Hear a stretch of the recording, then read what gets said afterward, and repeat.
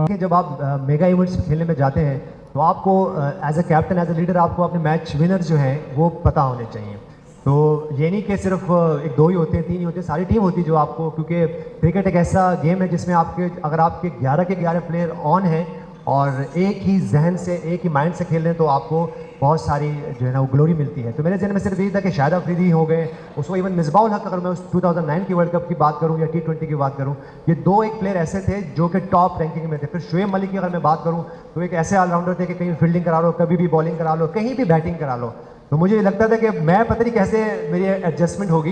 तो मेरे जहन में सिर्फ ये था जो जो जो प्लेयर जहाँ पे यूटिलाइज हो सके मैं उनको यूटिलाइज कर सकूँ। इसी तरह अगर मैं बॉलर्स की बात करूँ तो उमर गुल एक ऐसे बॉलर रहे हैं कि जो हमने इससे 2007 वर्ल्ड कप में भी जब देखा तो वो जब नीचे डेप्थ में आते थे तो उनको खेलना आसान नहीं होता। तो मेरे ख्याल से ये एज ए लीडर आपको सिर्फ बस थोड़ा सा वो जो बात है ना एडजस्टमेंट करनी पड़ती है।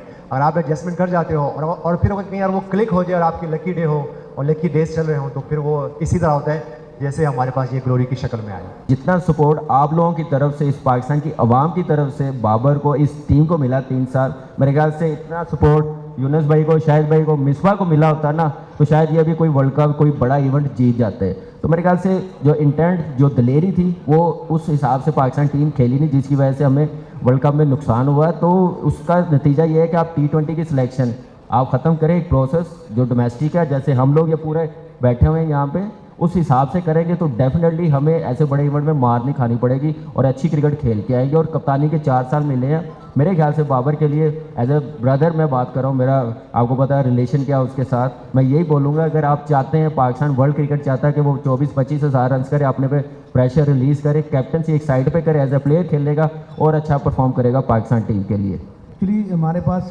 बिल्कुल इस वर्ल्ड कप में हमारे स्पिनर ने अच्छा परफॉर्म नहीं किया। तमाम स्पिनर ने अच्छा खेला, अच्छा आउट भी किए हैं, टॉप पे भी स्पिनर ही है, बट हमारे स्पिनर नहीं चल सके। बट यह है कि हमारे स्पिनर बुरे नहीं हैं। हाँ, उनकी कारकर्दगी थोड़ी बुरी रही है, उसमें बैट पैच आ जाता है, बट यह है कि हमने उनको बहुत ज़्यादा ही पुश किया जिसकी वजह से वो ज़्यादा उनकी परफॉर्मेंस हमें नज़र आई है।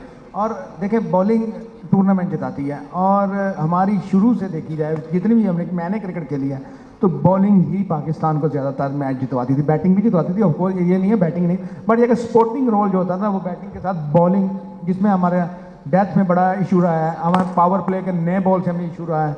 उस इशू को दूर करने के लिए जब आपको ऊपर से विकेटें नहीं मिलती है ना तो नीचे से स्पिनर कुछ नहीं कर सकते। तो ऊपर से विकेट की ना लेने की वजह से नीचे स्पिनर को मार पड़ी और प्लस मैं कहता हूँ कि उन्होंने बुरी बॉलिंग की है, थोड़ा सा लाइन उनकी डिस्टर्ब थी। बट यह है कि वही बात के जब मामलात ऊपर से निकलने शुरू हो जाए तो नीचे स्पिनर को मार पड़ती है।